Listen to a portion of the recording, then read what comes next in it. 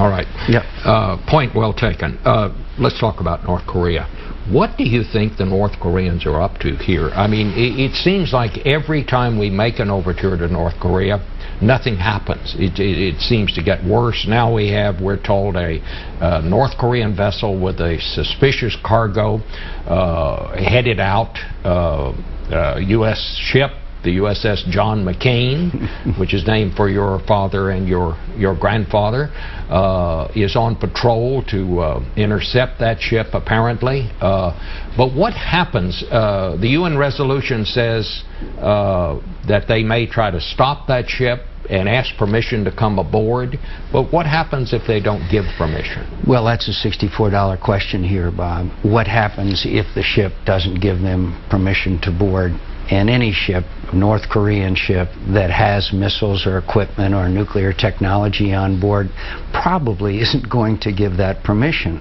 And I might add that in recent testimony last week before Congress, our leaders testified that there is North Korean and Iranian cooperation on nuclear weapons and proliferation.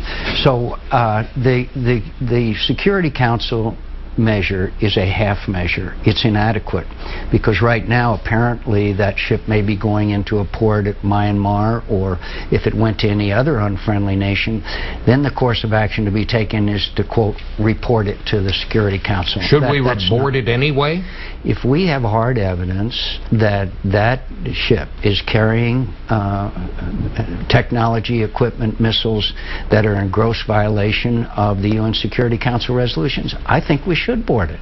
It's going to contribute to the proliferation of weapons of mass destruction to rogue nations that pose a direct threat to the United States. Now, I would like for the United States to go back to the Security Council, but most of all, I'd like for China to step in and do what is in China's interest, not to have a nuclear-armed aggressive Korea and a Japan, which will have to feel they have to be nuclear-armed, and other nations in the region. It is in China's interest. China is the country that really has the influence, and finally, as you know, there seems to be some transition of power, which is always a very, very dangerous time where regimes of this sort are concerned. And that brings us to part two of what's unfolding here, is that ship is making its way there. The North Koreans have suggested they may fire some missiles into the Pacific. The Secretary of Defense has put missile interceptors in Hawaii. He's put a ship out there to track it on radar. Do you really think the North Koreans might fire a missile at Hawaii?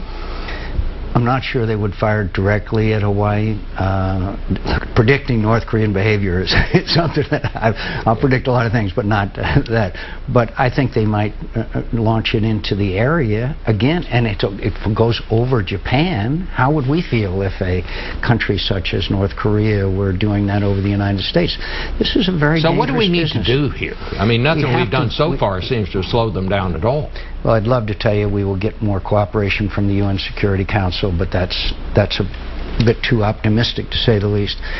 China has to understand that North Korea is a vital element in our relations, and it is in China's national interest. We're not asking for act of charity. They control their economy, they control a whole lot of things, and they're really the only nation that has influence. It should be a fundamental and vital aspect of our relations with China, and we should continue to work through the normal channels such as the UN. It's a very dangerous game that they're engaged in.